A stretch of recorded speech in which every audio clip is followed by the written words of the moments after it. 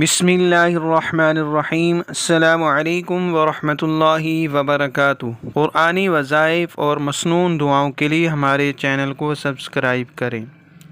تمام ضرورتوں کا حل۔ جو بندہ صبح اور شام 7 مرتبہ اس دعا کو پڑھتا ہے، اس وظیفے کو پڑھتا ہے، اللہ تعالیٰ اس کی تمام ضرورتوں کو پورا فرما دیتے ہیں۔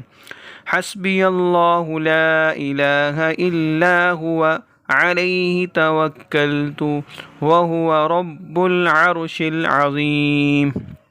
ترجمہ: میرے لیے اللہ تعالیٰ کافی ہے، جس کے علاوہ کوئی معبود نہیں، اس پر میں نے بھروسہ کیا اور وہ عرش عظیم کا رب ہے۔